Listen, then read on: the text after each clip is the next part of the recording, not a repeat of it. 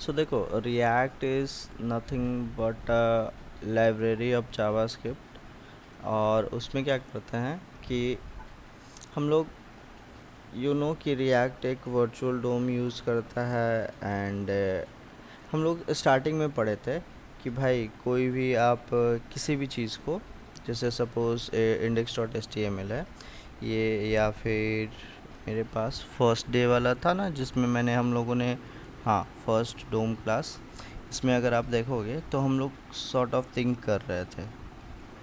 ठीक है, तो वेट अ सेकेंड।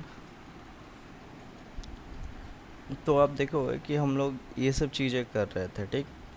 जैसे समथिंग कुछ भी डाल रहे थे तो ये अपडेट हो रहा था।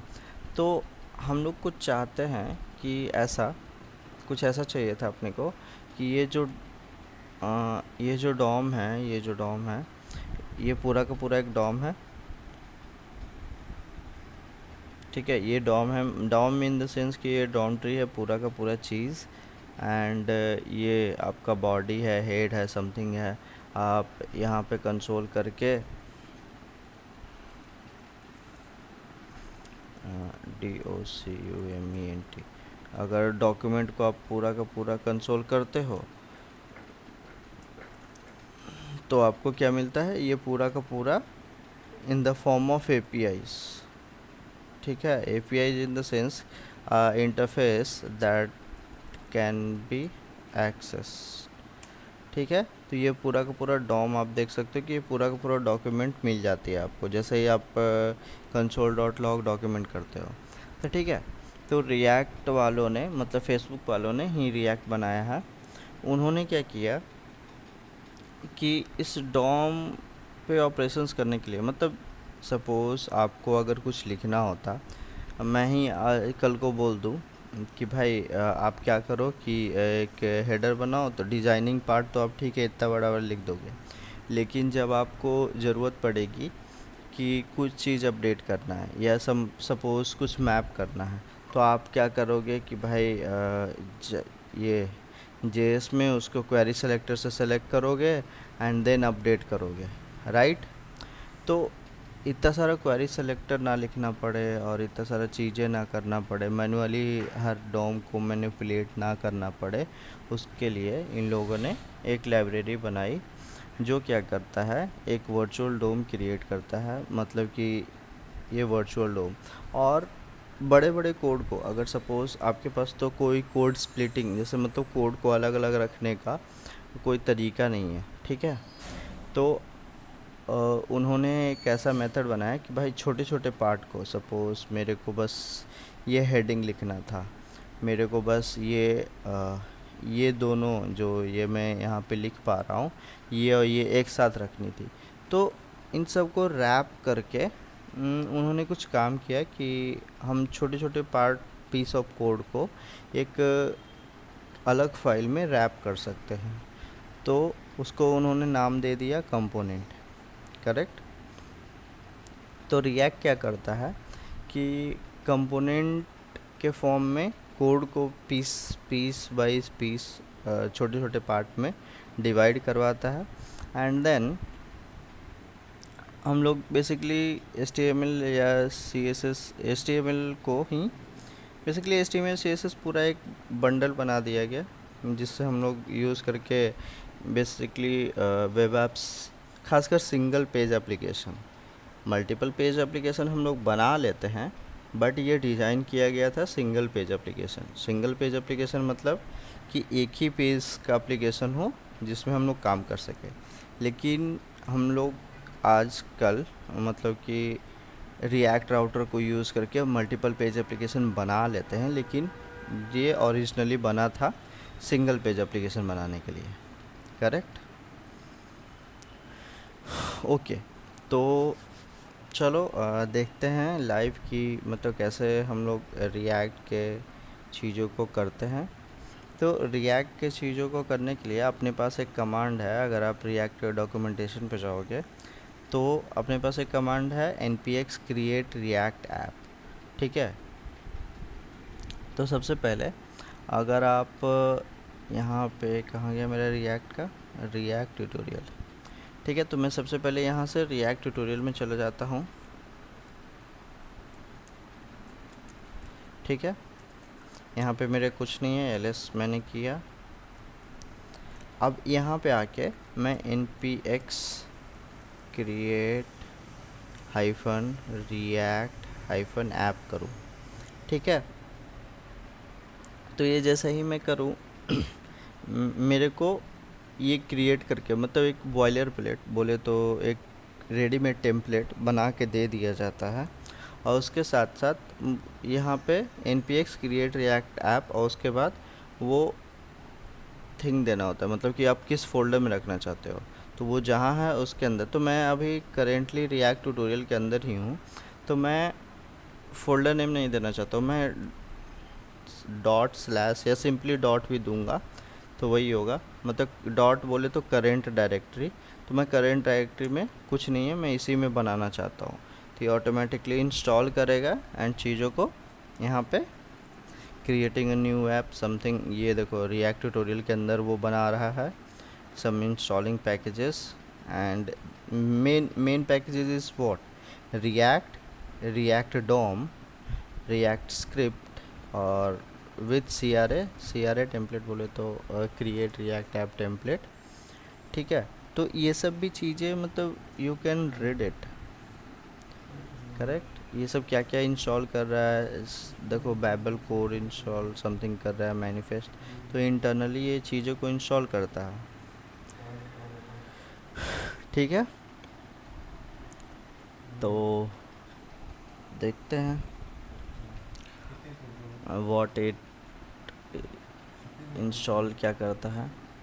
और उसके साथ साथ कुछ चीज़ें की बात करते हैं, जैसे आप लोग JSX जानते हो, व्हाट इज हाँ, JSX? हाँ जावास्क्रिप्ट एंड हाँ एक्सटेंशन। हम्म हाँ, तो क्या होता है JSX? जावास्क्रिप्ट जावास्क्रिप्ट से मैं में जो अलाउ रिएक्ट करता हम है। जेएस के साथ जैसे हम HTML यूज नहीं कर सकते, HTMल पार्ट को हम्म हमें बाहर स्क्रिप्ट के बाहर करना पड़ता है, तो यहाँ पर हम साथ में लिख सकते हैं। ओके। अलाउ करता है वो। तो यहाँ जैसे तक जान कि दो। ठीक है, अगर सपोज़ मैं किसी वेरिएबल में जावास्क्रिप्ट जो मतलब नॉर्मल से एक जावास्क्रिप्ट वेरिएबल बनाता हूँ और उसमें लाइक HTML के कुछ पार्ट को लिखता हूँ, तो this is called JSX। And operation वगैरह कर सकते हैं इस पर, कंडीशन लगा सकते हैं, कुछ भी चीज़ें कर सकते हैं। ठीक है, तो लेट क्रिएट होने दो, थोड़ा टाइम लग रहा है। एंड उसके बाद क्या बातें कर सकते हैं अभी जब तक ये क्रिएट हो रहा है।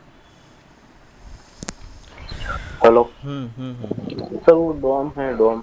हम्म उसका हमको इतना ही पता है कि हम्म वो एक्चुअल डॉम और वर्चुअल डॉम। तो हम्म वर्चुअल डॉम ऐसा है कि हम्म कोई स्पेसिफिक एलिमेंट हम्म या कोई इवेंट पर ट्रिगर करता है, वो हम्म, ही अकेला ही डॉम मैनिपुलेशन करता है। और हाँ। एक्चुअल डॉम में ऐसा है कि पूरी एप्लीकेशन पे रेंडरिंग होता है। वो ही है कि इसके सिवा कुछ भी है तो मैं बताओ। बता रहा हूँ लाइक होता क्या है कि जो भी आप चीज़ें बनाएं, ठीक है, जो भी आप चीज़ें बनाएं उसका एक कॉपी बनता है। मतलब जैसे अभी ये फर्स्ट डॉम में मैंने देखा कि आप एलिमेंट या एक्सपेक्ट करके देख सकते हो कि भाई HTML ये बॉडी समथिंग बना। तो रिएक्ट क्या करता है इंटरनली, नॉट आपको दिखा के, इंटरनली वो क्या करता है कि इसका एक कॉपी बनाता है। मैंने सपोज़ कॉपी बना के रख लिया, ठीक है, मेमोरी या कहीं भी। और कॉपी बनाने के बाद जब भी कुछ चेंजेस आते हैं, सपोज़ आपने क्या चेंजेस किया, इनपुट के थ्रू ये हेडिंग 1 थी, हेडिंग 1 को चेंज करके, it is refreshing again and again, heading 1 को चेंज करके आपने कुछ चेंज किया। तो यहाँ पे भी देखो ये क्या चेंज हो रहा है, ये हेडिंग ही चेंज हो रहा है, देखो ना। यहाँ पे अगर आप देखो तो मैं किस चीज़ को चेंज कर रहा हूँ, ओनली दिस वन। तो इस केस में क्या होता है, वो री रेंडर होता है। ठीक है, वो क्या होता है, री रेंडर होता है। इसकी वजह से वो पूरा का पूरा डॉम अपडेट हो जाता है। ठीक है,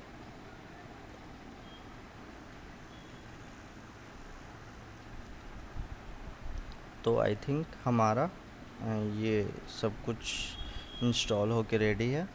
तो इंस्टॉल होने के बाद आप देख सकते हो कि रिएक्ट ट्यूटोरियल के अंदर एक नोड मॉड्यूल्स है, गिट इग्नोर है, पैकेज जेसन है, रीडमी है, समथिंग।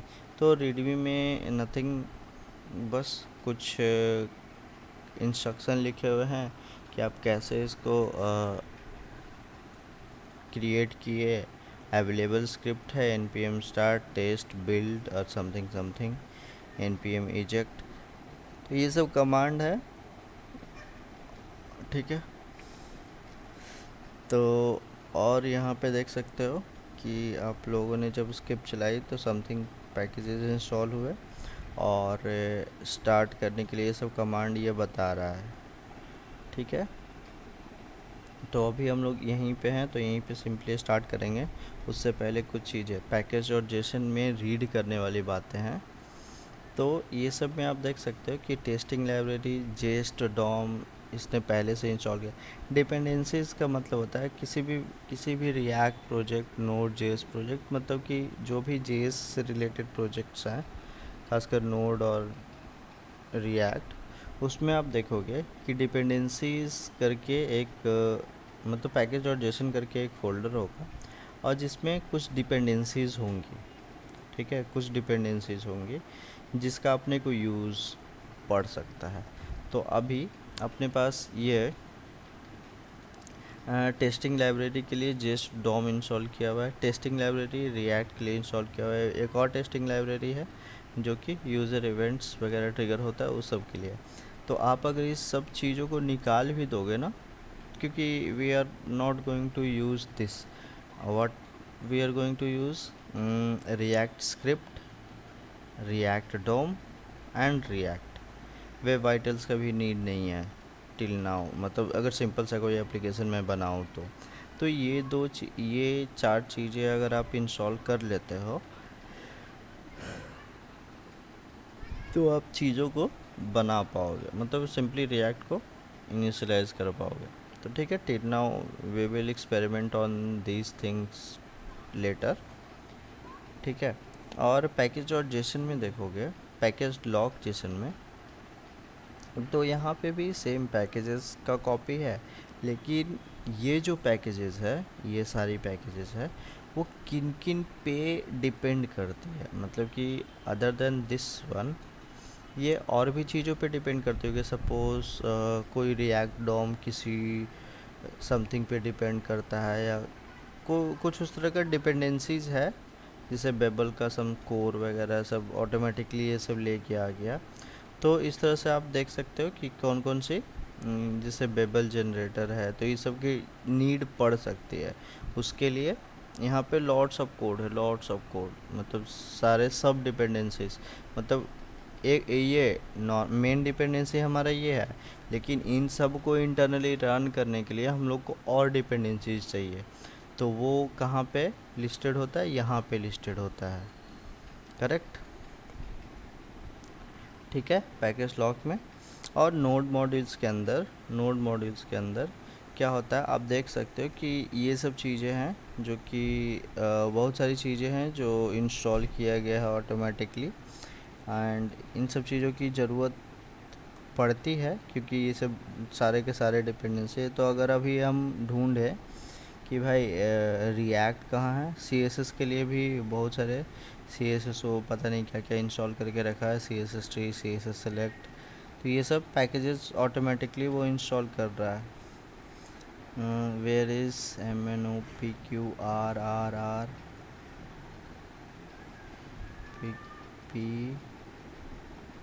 PQR।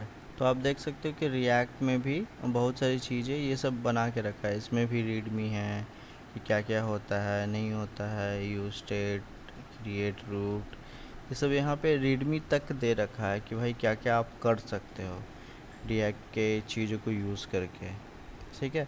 तो ये सब चीज़ें आप देख सकते हो। It has license, so MIT license है, दैट मीन्स कि you can freely use that code, and अलग अलग तरह का लाइसेंस होता है, MIT, अपाचे और भी तरह का, ठीक है। तो ये सब तरीके तरीके का लाइसेंस होता है। सपोज़ मैं कल को एक सॉफ्टवेयर बनाता हूँ और मैं चाहता हूँ कि भाई कोई भी इसको यूज़ करे अपने बिजनेस के लिए, किसी भी चीज़ के लिए, तो मेरे को MIT लाइसेंस इंक्लूड करने पड़ेंगे। That's it. MIT मतलब फ्री टू यूज़। कल को कोई जाके बाद में नहीं बोलेगा कि ये मेरे से बिलोंग करता है, आपको इसके लिए पे करना पड़ेगा। ये सॉफ्टवेयर इंडस्ट्री में आप लोगों ने जब ये गिटहब पे क्रिएट करते होंगे ना, तो लाइसेंसेस के बारे में पूछता होगा, तो वो यही है। ठीक है। तो और भी चीज़ें हैं जो ये सब इंटरनली वो लिखा हुआ है कि क्या क्या होगा वगैरह वगैरह। नोड ENV सब के बारे में वी विल डिस्कस लेटर। ठीक है। तो ये सब चीज़ें हैं। नोड मॉड्यूल्स इतनी सारी फाइल्स हैं, जब हम लोग गिटहब या किसी अदर प्लेटफॉर्म पे पुश करते हैं कोड को, तो इसको इग्नोर करते हैं, मतलब कि नोड मॉड्यूल्स को इग्नोर करते हैं। तो आपके पास गिट इग्नोर नाम का एक फ़ोल्डर होगा, सॉरी फाइल होगा, और यहाँ पे आप नोड मॉड्यूल्स लिखा हुआ देखोगे, तो ये नोड मॉड्यूल्स फ़ोल्डर को इग्नोर करेगा। देखो अभी हाईलाइटेड था क्योंकि करेक्टली मतलब था नहीं, तो ठीक है। तो ये सब चीज़ें, ये बिल्ड फोल्डर को इग्नोर करना है, तो ये सब आप यहाँ पे मेंशन कर सकते हो। अगर आप बोले भाई पैकेज और जेसन को भी इग्नोर कर दो, तो मैं लिखूँगा पैकेज लॉक डॉट जेसन, इसको भी सेव कर दिया। तो क्या होगा कि पैकेज लॉक जेसन जो है मेरा सर्वर पे नहीं जाएगा, मतलब कि जहाँ पे भी मैं होस्ट गिट या गिटहब यूज़ करने वाला हूँ, गिटलैब, गिट बिट बकेट, कुछ भी, तो वहाँ पे ये फ़ोल्डर्स या इन सब को कंसीडर नहीं करेगा कि इसमें चेंजेस आए हैं। यहाँ पे गिट लोकली भी तो चलता है, तो इन सब चीज़ों में चेंजेस नहीं करेगा। That's it.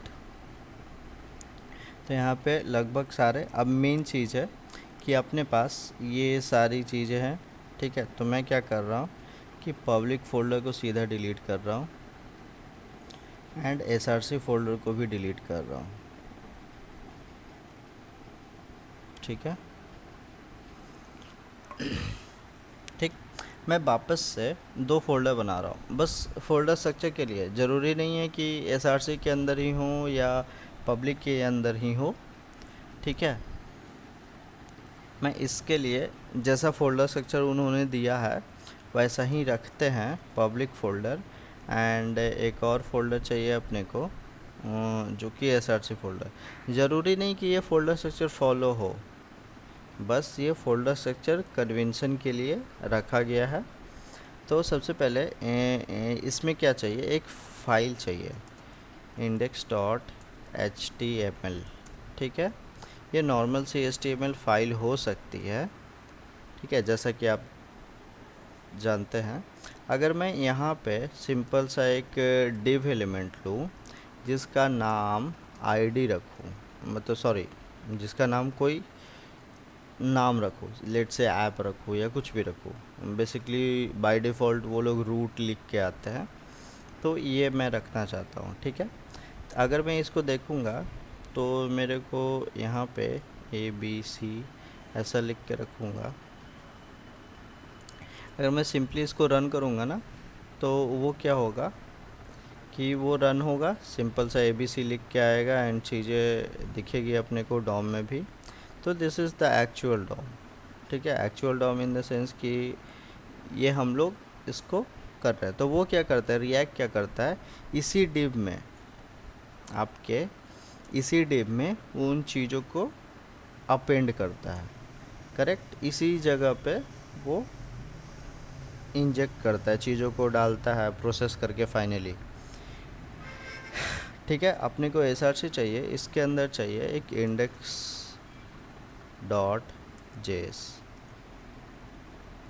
ये भी कंपलसरी नहीं है, नाम कुछ भी हो सकता है। ठीक है। तो सिंपली हम लोग क्या करेंगे, इंपोर्ट करेंगे। सो इंपोर्ट रिएक्ट फ्रॉम रिएक्ट। ठीक है। और इंपोर्ट करेंगे react DOM from react, ठीक है, react DOM from react। सो यही दो चीज़ चाहिए, दो डिपेंडेंसी है जो कि रिएक्ट से मेरे को चाहिए। अब मैं क्या करता हूँ कि जैसे आप लोग देख सकते हो console.log document.query selector और मेरे पास आईडी थी हैच ऐप। तो अगर मैं सिंपली इसको कंसोल करूँ, npm स्टार्ट करूँ, npm स्टार्ट से ये क्या करता है कि आप package.json में जाके देखोगे तो ये स्क्रिप्ट चलाते हैं। कौन सा स्क्रिप्ट चलाता है भाई? आप देख सकते हो स्टार्ट का स्क्रिप्ट लिखा हुआ है रिएक्ट स्क्रिप्ट स्टार्ट। तो ये रिएक्ट स्क्रिप्ट अपने पास पैकेज भी है, ठीक है, रिएक्ट स्क्रिप्ट स्टार्ट करके अपने पास एक पैकेज है, ठीक। तो वो पैकेज रिस्पॉन्सिबल है। तो देखो कि यहाँ पे कुछ नहीं आया, वाई? बिकॉज हम लोगों ने कुछ रखा ही नहीं है। अभी मैं क्या कर रहा हूँ कि कंसोल करने की कोशिश कर रहा हूँ। ये डिव मैंने ऐप को सिंपली जैसे आप फर्स्ट क्लास में क्वेरी सेलेक्टर का यूज़ किए थे, वैसे ही आप क्या किए, इसको क्वेरी सेलेक्टर या जो भी document dot gate element by ID या क्वेरी सेलेक्टर कुछ भी आप कंसोल किया। मैंने कुछ नहीं किया, जस्ट कंसोल किया। तो ये था, मतलब कंसोल कर लिया। इसको चाहो तो आप सिंपली क्या कर सकते हो कि भाई कि एक मैं वेरिएबल में रखना चाहता हूँ, जैसे कि पहले भी आप लोग देख चुके हो कि वेरिएबल में इसको रख सकते थे, जैसे कैसे डॉम में रख सकते थे डॉक्यूमेंट डॉट क्वेरी सेलेक्टर करके एंड देन समथिंग समथिंग इस पे अपेंड वगैरह या जो भी करना होता था ऑपरेशंस हम लोग कर सकते थे, ठीक है। तो ऐसे भी रख सकते हो। इसके बाद अपने पास है React dome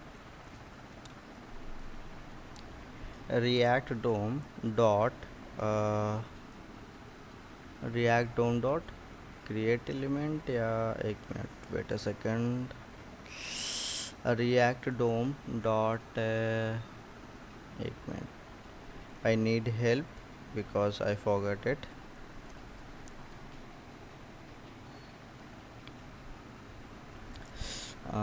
Where I can find this?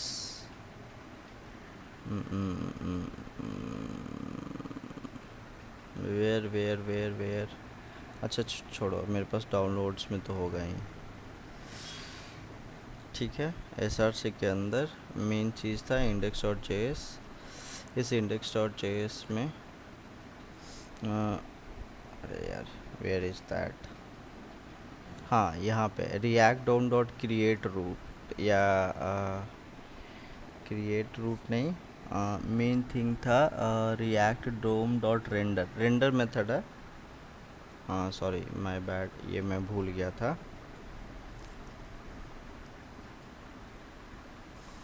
So React DOM dot render method है, ठीक है। ये क्या करता है, it will take 2 argument. Render method क्या करता है, 2 आर्गुमेंट चाहिए। एक आर्गुमेंट कि क्या रेंडर करना है। सपोज़ मैं चाहता हूँ कि ये मेरे पास हेडिंग है, एक मैं हेडिंग नाम का एक वेरिएबल बनाता हूँ जिसमें ये स्टोर करता हूँ h1, ठीक है, और हाय।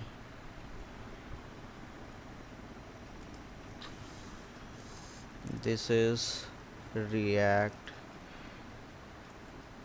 ट्यूटोरियल, ठीक है। तो मैं क्या चाहता हूँ, ये रेंडर मेथड क्या करता है, देखो रिएक्ट डोम एक कुछ समझ सकते हो कि क्लास है समथिंग है, जहाँ पे एक मेथड है लाइक अ फंक्शन, ठीक है। फंक्शन 2 आर्गुमेंट लेगा, ये डिफ़ाइन किया हुआ है रिएक्ट के पास, रिएक्ट डोम के पास, ठीक है। तो इसके पास 2 मेथड है, एक फंक्शन है जिसमें वो 2 आर्गुमेंट लेता है। पहला आर्गुमेंट व्हाट टू रेंडर, ठीक है, ये डिफाइंड है कि क्या रेंडर करना है। तो मेरे को हेडिंग रेंडर करना है, कहाँ रेंडर करना है, तो मेरे को इस एलिमेंट पर रेंडर करना है, करेक्ट। तो चलो सेव करते हैं, वापस ये ऑटोमेटिकली ये सेव होता है और चलता है। तो let's see cannot read property of undefined reading render. Why it is giving this type of error? Let me see once again. Am I imported correctly? Yes. React DOM, sorry, my bad. React DOM मेरे को import यहाँ से ना करके, React DOM यहाँ से ना करके मेरे को React DOM से करना पड़ेगा. So import React DOM from React DOM. ये एक अलग सा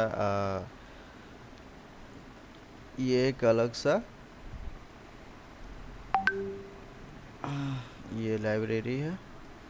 So React DOM dot render compiling. Let's wait for the moment, and then here it is कि hi this is react tutorial. ये आ गया. तो ये कैसे आया, ये अभी ये इसको इग्नोर करते हैं फ़िलहाल के लिए. ये क्या बोल रहा है? Warning, React DOM dot render is no longer supported in React 18. Use create root instead until you can switch to the new API. ठीक है. ये बेसिकली बता रहा है कि भाई जो आप सिंटेक्स लिखे हो ना, ये गलत है, ऐसे हम लोग नहीं करते हैं. ठीक है. बिफोर द React 18 से पहले हम लोग किया करते थे ऐसे, लेकिन चलेगा. ठीक है. हम लोग इसको भी फॉलो करेंगे. तो ये चीज़ें अब आप देख सकते हो कि यहाँ पे इस डॉम में उसने क्या किया कि इस चीज़ को, जो भी आपने एलिमेंट लिया, लेट से हेडिंग लिया, और उसको इस एलिमेंट पे, मतलब जो भी आपने एलिमेंट ये index.html में, इसके अंदर इम्बेड कर दिया. कुछ नहीं किया, जो आपने दिया इसको वो उठाया और यहाँ पे इंजेक्ट कर दिया. सपोज़ ये था, तो ये मैंने उठाया और यहाँ पे कॉपी करके सिंपली पेस्ट कर दिया. ऐसा कुछ किया इसने. ठीक है. तो आप देख सकते हो कि यहाँ पे बॉडी टैग के अंदर आपके पास एक ऐप है जिसमें div और id ऐप है, जिसमें एक h1 है हाई करके. h1 हम लोग का ये वाली चीज़ें हैं, और वो div जिसका id ऐप है वो ये वाली चीज़ें हैं. तो ये ऐसे कुछ काम करता है. करेक्ट. तो ये था बेसिक सिंटेक्स हमारा रिएक्ट का. ठीक है. और ये था बेसिक सिंटेक्स JSX का, मतलब JSX का, जावास्क्रिप्ट XML. ठीक है. ये HTML को अगर इन द फॉर्म ऑफ जावास्क्रिप्ट लिख सकते हैं तो दैट इज़ कॉल्ड JSX. हम लोग यहाँ पे और भी चीज़ें ऑपरेशंस कर सकते हैं, मतलब कि जावास्क्रिप्ट को HTML के अंदर और HTML को जावास्क्रिप्ट के अंदर कुछ भी लिख सकते हैं ऐसा. तो जैसे सपोज़ मैं क्या करना चाहता हूँ कि लूप करना चाहता हूँ. चलो या हाँ, लूप करना चाहता हूँ. तो मैं क्या करता कि for let i equal to 0, मैं समथिंग नंबर प्रिंट करना चाहता हूँ लेस दैन इक्वल टू 100 और i प्लस प्लस. ठीक है. और मैं चाहता हूँ कि एक वेरिएबल है मेरे पास, यही वेरिएबल हेडिंग नाम का वेरिएबल. ठीक है. इसी को मैं ऊपर लेके जाता हूँ. हेडिंग्स कॉन्स्ट नहीं, लेट रख लेता हूँ और हेडिंग्स इसका नाम दे देता हूँ ताकि मल्टीपल हेडिंग्स हो. और उसमें मैं क्या चाहता हूँ कि एक हेडिंग्स नाम का वेरिएबल है, और इसमें मैं कुछ कंट्रोल करना चाहता हूँ, मतलब कि स्टोर करना चाहता हूँ. तो हेडिंग्स में क्या स्टोर करूँगा, ये जो मेरे पास है इसको स्टोर करूँगा. अब यहाँ पे कोई नंबर लिखना है तो सिंपली JSX में कोई जावास्क्रिप्ट को लिखना है तो अपने पास कर्ली ब्रेसेस है. कर्ली ब्रेसेस के अंदर हम लोग कोई भी नॉर्मल सी वेरिएबल को, ये देखो जावास्क्रिप्ट का नॉर्मल वेरिएबल है, नॉर्मल चीज़ें हैं, उसको इसके अंदर अपेंड करना है या लिखना है तो हम लोग ऐसे कर सकते हैं। तो ये क्या, मैं प्लस इक्वल टू कर रहा हूँ क्योंकि अपेंड करता चाहूँगा, ठीक है। तो अगर मैं इसको, अभी तो ये एरर देगा, अगर मैं इसको ऐसे करूँ तो आई थिंक कि ऐसे ऑब्जेक्ट ऑब्जेक्ट ऑब्जेक्ट ऑब्जेक्ट करके आया, ठीक है। Initially undefined and then object object object object. तो अपने को ऐसा नहीं चाहिए था, मीन्स कि मैं कुछ चाहता हूँ कि इनिशियली ये क्या है, अपने पास एक फ्रैगमेंट टैग है और उसके बाद ये चीज़ें, तो स्टिल ऑब्जेक्ट ऑब्जेक्ट। बेसिकली मैं कुछ डेमो करके दिखाना चाहता था कि आप यहाँ पे चीज़ें कुछ कर सकते हैं, मतलब ऑपरेशंस कर सकते हैं, जावास्क्रिप्ट ऑपरेशंस। या सिंपली देखो, अभी मैं ये चाहता हूँ इनिशियली ये कुछ न रहे, और मैं ये चाहता हूँ कि अगर लेट से कोई कंडीशन है, ठीक है, और कंडीशन के बेसिस पे मैं इसमें चीज़ों को असाइन कर रहा हूँ, मतलब JSX को असाइन कर रहा हूँ। इफ़ टाइम लेट से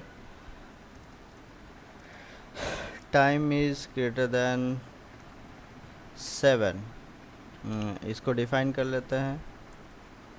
सो लेट टाइम अभी 7 हुआ, ग्रेटर देन 7, तो क्या करो कि भाई हेडिंग्स में आप ये असाइन कर दो, ऐसा कुछ,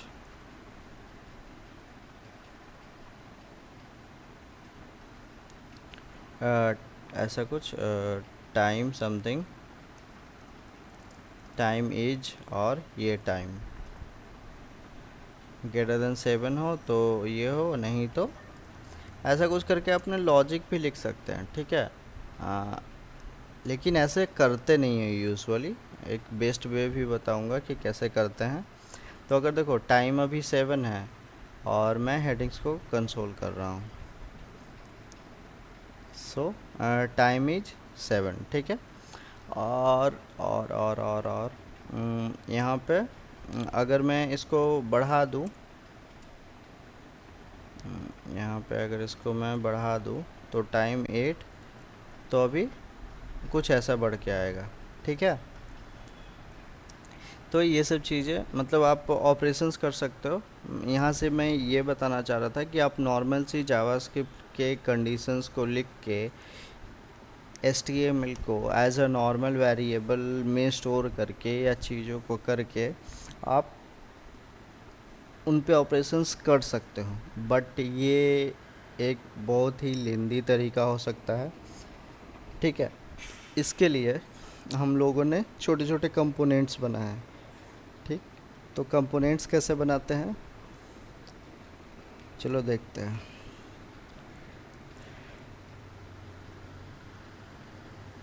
इसको रहने देता हूँ फॉर रेफरेंस कि ऐसा कुछ कर सकते हैं, ठीक है। अब अपने को क्या चाहिए, मैं एक कंपोनेंट बनाने जा रहा हूँ। तो कंपोनेंट बनाने के लिए सबसे पहले, क्योंकि कंपोनेंट बनाना है तो उसके लिए छोटे छोटे फाइल्स बनाने पड़ेंगे। ज़रूरी नहीं मैं यहाँ पे भी, चलो यहीं पे कंपोनेंट बनाता हूँ, कहीं से फाइल नहीं बनाता हूँ। यहाँ पे let's say const app, component बनाने के लिए कंपोनेंट और फंक्शन में डिफरेंस ये होगा कि अगर आप उसको कैपिटल से लिखते हो तो दैट इज़ कॉल्ड कंपोनेंट, और कैपिटल से नहीं लिखते हो तो that is called function in React, ठीक है। तो कुछ नहीं, आप ऐसे लिख सकते हो जैसे नॉर्मल फंक्शन बनाते थे। आप चाहो तो ये ES6 का सिंटेक्स का यूज़ कर सकते हो, इधर you can use normal function approach, so function app and then बस टर्म इज़ दैट कि ये कैपिटल होना चाहिए, ठीक है। तो आप ऐसे भी जा सकते हो, this is not a bad thing, ठीक है। तो ये नॉर्मल सा फंक्शन जैसे बनाते थे, बस ध्यान रखने वाली बात है कि यहाँ पे कैपिटल यूज़ होना चाहिए।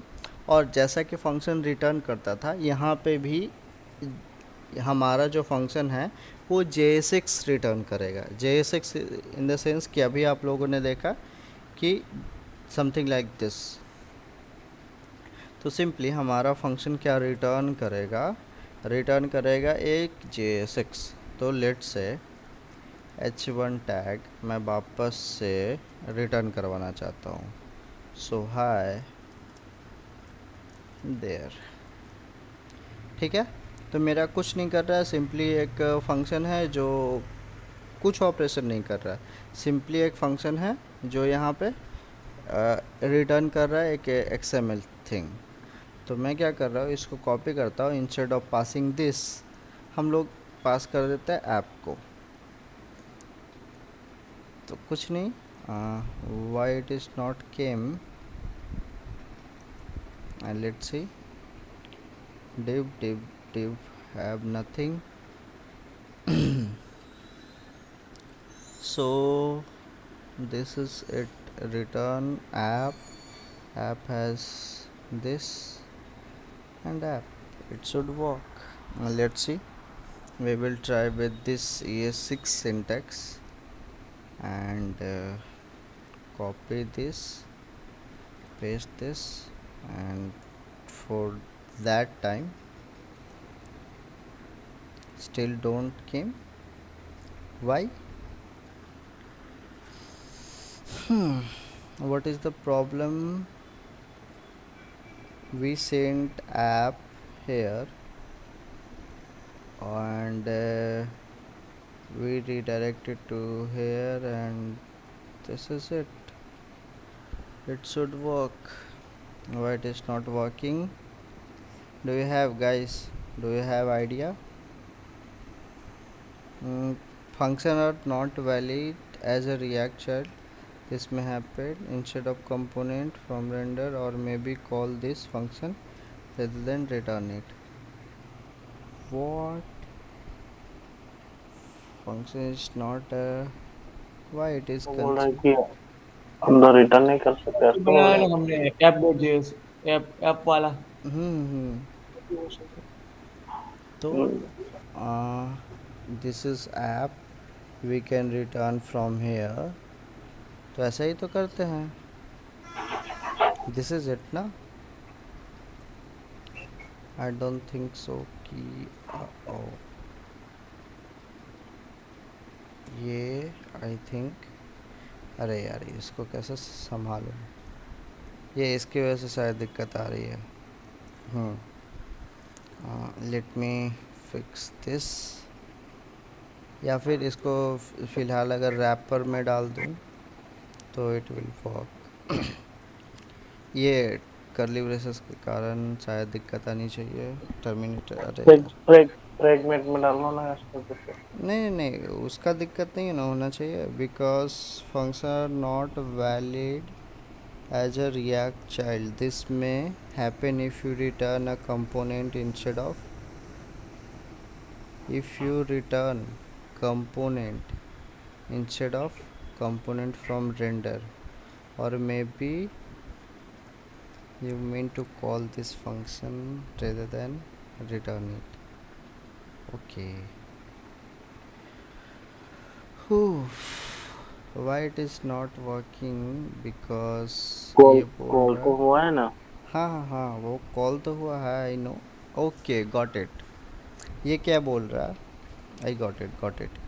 ये बोल रहा है ना कि आप क्या कर रहे हो कि ये एक तरह का फंक्शन है, suppose component is type of function. ये फंक्शन को आप कॉल कर रहे हो, इसको कॉल नहीं करते हैं। देखो आप इसको यहाँ पे भी सीखने वाली बात है। Function is not valid as a React child, this may happen if you return a component instead of component. समझे, मतलब कि ये एक कंपोनेंट है, तो अपने को क्या करना है, ऐसे कुछ करना है। Instead of doing this I was doing the silly mistakes, ठीक है ना। तो इंस्टेड ऑफ डूइंग दिस हम लोग ये कर रहे थे, करेक्ट। तो ये आप फंक्शन ऐसे बनाओ चाहे फंक्शन ऐसे बनाओ, बोथ विल वर्क। ठीक है, तो ये भी काम करेगा। वहाँ पे बस दिक्कत ये थी कि हम लोगों ने यहाँ पे डायरेक्टली फंक्शन को कॉल करवा दिया था, बट वो JSX एलिमेंट चाहिए था उसको। ठीक है, बट यहाँ पे क्या हुआ था, यहाँ पे डायरेक्टली लिख दिया था तो यहाँ पे उसको वो JSX एलिमेंट ही मिला था एट द एंड, वो फाइनली डिबग करके। ठीक है, तो यही समझो एक फंक्शन जो है, फंक्शन एक तरह का फंक्शन जो कुछ रिटर्न कर रहा है वो भी JSX एलिमेंट रिटर्न कर रहा है। तो अगर मैं सपोज़ यहाँ से 0 रिटर्न करूँ तो क्या वो 0 कंसीडर करेगा? सिंपल, 0 इज़ आल्सो क्या मैं स्ट्रिंग रिटर्न करूँ तो स्ट्रिंग कंसीडर करेगा इसको भी। वो कुछ ऐसे ही देखो, एलिमेंट पे आप जाके देखोगे कि div के अंदर सिंपली वो टेक्स्ट को एक वैलिड, सिंपली स्ट्रिंग को एक वैलिड JSX एलिमेंट समझता है, तो वो सिंपली ऐसे कर रहा है। तो अभी क्या करता है, कुछ नहीं करता है, एक रैपर, ये समझो एक रैपर है जो पूरे जितने भी कंपोनेंट हम लोग बनाएंगे यहाँ पे इस जगह पे इंडेक्स पे, चाहे तो इंडेक्स पे भी रैप कर सकते हैं, लेकिन इंस्टेड ऑफ रैपिंग दिस हम लोग एक ऐप नाम का एक स्पेशल कंपोनेंट बना लेते हैं। बस ज़रूरी नहीं कि ऐप ही बनाएंगे, हम कुछ भी बना सकते हैं। ठीक है, लेकिन ये ऐप कन्वेंशन है कि आप एक ऐप नाम का कंपोनेंट बना लो और वहाँ पे सारी चीज़ें करो। ठीक है, तो चलो अभी ऐप वो मना करेगा, तो सबसे पहले हम लोग SRC के अंदर एक ऐप नाम का फ़ाइल बना लेते हैं, app.js। JS और JSX कुछ भी लिख सकते हो, एक्सटेंशन डजेंट मीन डैट कि आप JS लिख रहे हो कहीं JSX लिख रहे हो, कोई दिक्कत नहीं है। तो हम लोग क्या करेंगे, यहाँ पे ज़रूरी नहीं है रिएक्ट, सिंपली वो जो फंक्शन था अपने पास इंडेक्स में मैंने हटा दिया। किसी भी फंक्शन को आप ले सकते हो, इसको या इसको, किसी को भी।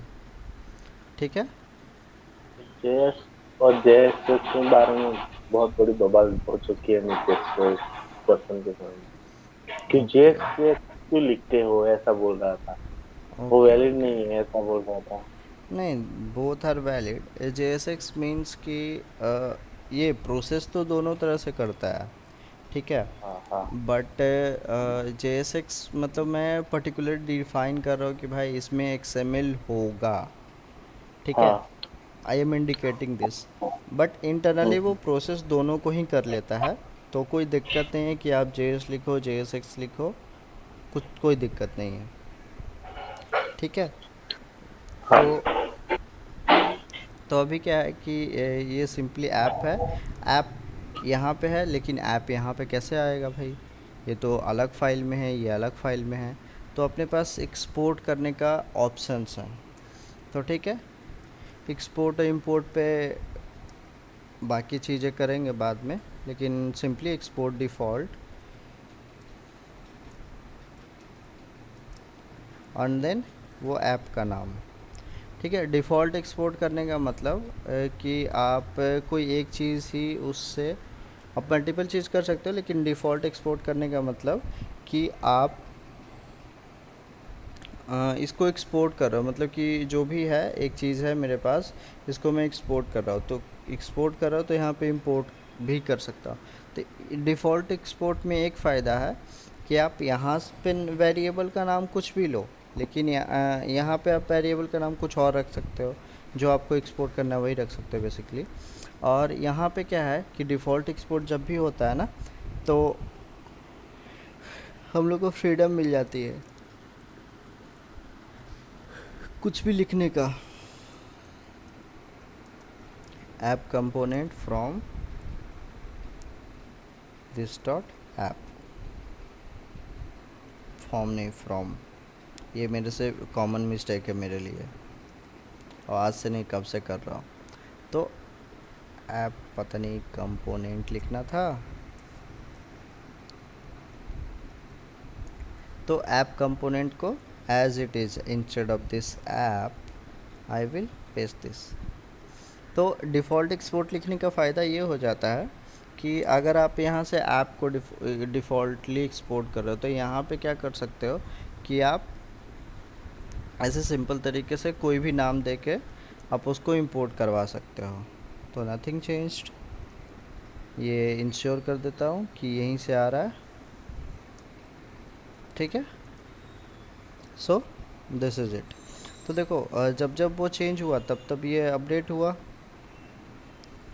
ठीक है। तो आज के लिए सिंपली इतना ही रखें कि ये कैसे काम करता है। आप लोग खुद से रिएक्ट के चीज़ों को मतलब कि ऐसे क्रिएट रूट एलिमेंट, ऐसे क्वेरी सेलेक्टर या document dot gate element by ID ऐसे एलिमेंट वगैरह सेलेक्ट करके एंड देन कॉन्फ़िगर करके देख सकते हो, जिससे आपको पता चलेगा कि किसको कहाँ से इंपोर्ट। जैसे इनिशियली मैं यहाँ पे फंसा या फिर ऐप में इसको डायरेक्टली कॉल कर दिया था, तो ये सब चीज़ें सीखने वाली बात है, ठीक है। हाँ। तो रिकॉर्डिंग बंद कर